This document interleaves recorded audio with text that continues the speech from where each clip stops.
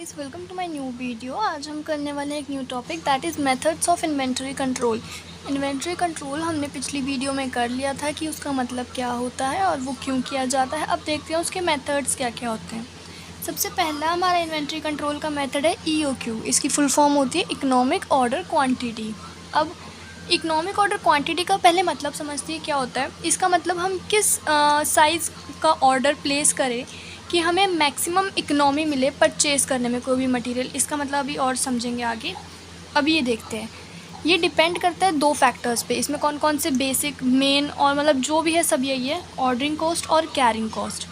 Ordering cost क्या होती है कि जो कॉस्ट हमें पड़ रही है अपना मटेरियल ऑर्डर करने में, और कैरिंग कॉस्ट जो हमारे तक लाने में उसकी कॉस्ट पड़ रही है वो। एग्ज़ाम्पल देखते हैं, अगर हमें 100 यूनिट्स चाहिए, हमने 100 यूनिट ख़रीदनी है, तो अगर हम उनको 5 के स्लॉट में मंगाते हैं, यानी कैरिंग मतलब ऑर्डरिंग कॉस्ट हमारी कितनी पड़ रही है, एक स्लॉट की कॉस्ट हमें पड़ रही है 20 रुपये। क्योंकि हम छोटा स्लॉट मंगा रहे हैं तो यानी कम चीज़ें मंगा रहे होंगे, कम वैल्यू मंगा रहे होंगे, तो ऑर्डर करने में हमें 20 रुपये पड़ रहे हैं। लेकिन जब तक हमारे पूरे 100 यूनिट्स हमारे पास आएंगे तो हमें 5 बार मंगाने पड़ेंगे अगर हम कम ऑर्डर कॉस्ट देना चाहते हैं तो इसका मतलब अगर हमारी ऑर्डरिंग कॉस्ट कम है तो हमारी कैरिंग कॉस्ट ज़्यादा हो जाएगी। समझ रहे हो? मतलब अगर हम ऑर्डर को जैसे 2 स्लॉट्स में मंगाते हैं तो हमारी एक स्लॉट की 50 रुपये पड़ रही है, लेकिन अगर हम 5 में मंगा रहे थे तो 20 रुपये पड़ रही थी। इसीलिए अगर हम ऑर्डरिंग कॉस्ट बढ़ा दे तो हमारी कैरिंग कॉस्ट कम पड़ेगी। कैरिंग कॉस्ट कम क्यों पड़ेगी?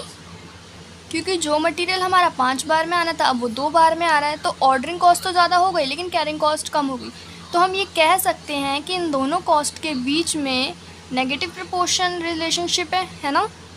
अब एक बार इसको ग्राफ से भी समझ लेते हैं। अगर कोई कह दे कि EOQ को ग्राफ से समझाओ तो कैसे समझाओगे आप लोग?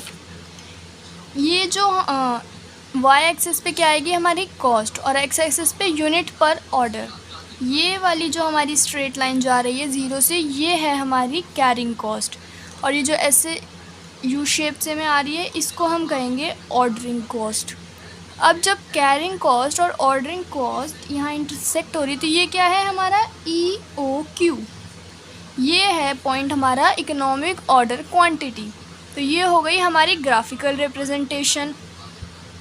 अब फॉर द सेम अगर कोई हमसे इसका फॉर्मूला पूछ ले तो वो क्या होता है, Q is equals to 2U into P upon में S होल का अंडर रूट। अभी U क्या है, U इज़ क्वांटिटी, यानी कि units purchase in a year. हमने एक साल में कितनी यूनिट्स खरीदी, जैसे हमने ऊपर एग्जांपल में देखा था 100, तो वो थी हमारी units purchase in a year. ये P क्या है, कॉस्ट ऑफ प्लेसिंग ऑर्डर। अब हमें कॉस्ट क्या पड़ रही है उस जो हमने ख़रीदा उसको प्लेस करने की, तो वो है हमारा P। उसके बाद S annual storage of 1 unit, ये S यहाँ पे आ जाएगा। ये हमारा फॉर्मूला। That's all. ये था हमारा EOQ। ये हमारा पहला मेथड हो गया। मेथड्स ऑफ इन्वेंट्री कंट्रोल का पहला मेथड हमें पता लग गया और समझ भी आ गया EOQ। अगर समझ में नहीं आया तो कमेंट सेक्शन में पूछ सकते हो या फिर वीडियो को रिवाइंड करके भी देख सकते हो। अब आगे देखते हैं दूसरा method, that is ABC analysis. अब इसकी फुल फॉर्म क्या होती है, ऑलवेज बेस्ट कंट्रोल। इसमें बेसिकली क्या होता है, इसमें हम ना 3 पार्ट्स में हमारे मटेरियल जो भी हम बेचने वाले होते हैं उन्हें डिवाइड कर देते हैं। ग्रुप A में वो मटेरियल रख देते हैं जो बहुत कॉस्टली होता है, मतलब 50% जो कॉस्टली होता है उस मटेरियल को इसमें रख देते हैं। ग्रुप B में उसको रख देते हैं जो A ग्रुप वाले से थोड़ा सा कम होता है, 30% कॉस्टली होता है, और C वाले में वो रख देते हैं जो बिल्कुल ही कम, जो सबसे कम कॉस्टली होता है उसमें ये लेट्स टेक इट 20%। अब हमें क्या करना होता है, जो ग्रुप A वाला मटेरियल है इस पर हमें स्ट्रिक्ट कंट्रोल रखना होता है। ग्रुप B में थोड़ा सा कम और ग्रुप C में बहुत ही कम, क्योंकि इस ग्रुप A वाले की वैल्यू बहुत ज़्यादा है इसलिए हमें इस पर स्ट्रिक्ट कंट्रोल रखना होता है। ग्रुप B वाले की हल्की कम है इसलिए इस पर हल्का कंट्रोल भी रख सकते हैं, और ग्रुप C वाले की सबसे कम है तो उस पर सबसे कम। यही था ऑलवेज बेस्ट कंट्रोल एनालिसिस। अब तीसरा मेथड देखते हैं। तीसरा मेथड है हमारा VED एनालिसिस। अब VED एनालिसिस हमारा क्या है, V stands for vital, E stands for essential और D स्टैंड्स फॉर डिज़ायरेबल। अब ये वाइटल, इसेंशियल, डिज़ायरेबल क्या है, ये वाइटल में हमारे वो वाले प्रोडक्ट्स आ जाते हैं जो कि बहुत ही ज़रूरी है हमारे रेगुलर प्रोडक्शन के लिए। अगर ये नहीं होंगे तो हमारी प्रोडक्शन स्टॉप भी हो सकती है, इसके बिना हमारा काम हो ही नहीं सकता, 1 सेकेंड भी नहीं हो सकता। इसेंशियल प्रोडक्ट्स वो होते हैं जिनकी नॉन अवेलेबिलिटी हम कुछ घंटों के लिए टॉलरेट कर सकते हैं पर ज़्यादा टाइम के लिए नहीं कर सकते। डिज़ायरेबल प्रोडक्ट्स वो होते हैं जो ये प्रोडक्शन को डायरेक्टली अफेक्ट तो नहीं करते, बस ये फैसिलिटेट करते हैं प्रोडक्शन प्रोसेस में। यही था हमारा VED एनालिसिस। अब फोर्थ देखते हैं। फोर्थ है हमारा SDE एनालिसिस। SDE एनालिसिस क्या है? S stands for scare, D stands for desirable, desirable नहीं, difficult. D stands for difficult और E स्टैंड्स फॉर ईजी। इसका मतलब क्या है? यानी स्केयर टू प्रोक्यूर, जिसको मिलने में हमें बहुत दिक्कत हो, और D मतलब वो मटेरियल जो हमें मुश्किल से मिले पर मिल जाएगा, और E मतलब जो हमें बहुत ही आराम से कहीं भी किसी भी दुकान पे मिल सकता है।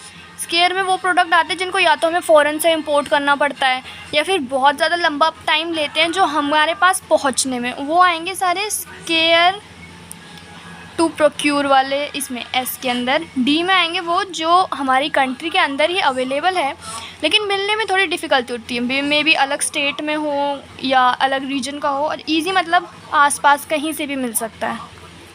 Now our fifth one is FNST। Fast मतलब फास्ट मूविंग आइटम्स, N मतलब नॉर्मल मूविंग, S मतलब स्लो मूविंग और D मतलब डेड स्टॉक। फास्ट मूविंग में हमारे कौन से वाले आइटम आ जाएंगे जिन्हें हमें रेगुलरली परचेज़ करना पड़ रहा है या सेल करना पड़ रहा है, और नॉर्मल मूविंग में हमारे वो वाले आइटम आएंगे जिनको हमें परचेज़ करना पड़ता है मे बी वंस और twice in a year. Slow moving में वो आइटम्स आएंगे जिन्हें हमें 2 सालों में या 1 साल में कभी एक बार ख़रीदना पड़ रहा है, और डेड स्टॉक में वो जो अब हमारे किसी भी काम का नहीं है पर रखा हुआ है बस। ये हो गया हमारा फास्ट, नॉर्मल, स्लो और डेड स्टॉक।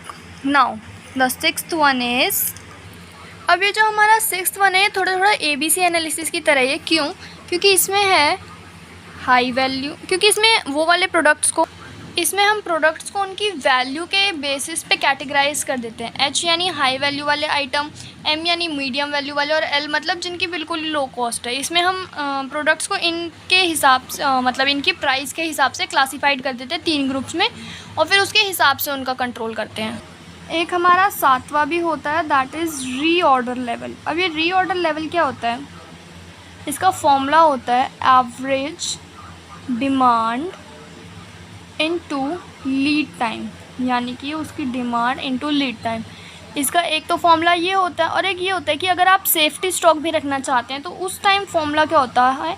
अगर हम सेफ्टी स्टॉक भी रखना चाहते हैं, वैसे तो इसका फॉर्मूला यही होता है average demand into lead time, लेकिन अगर हम सेफ्टी स्टॉक भी रख रहे हैं तो फिर इसका फॉर्मूला हल्का सा चेंज हो जाता है, average demand into lead time plus safety stock. बस इतना सा डिफरेंस आता है। That's all for today's video.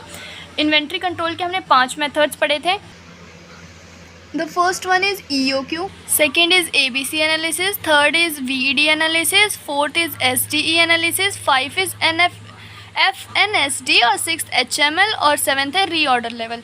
I hope आपको सब क्लियर हो गया हो। That's all for today's video. Thanks for watching.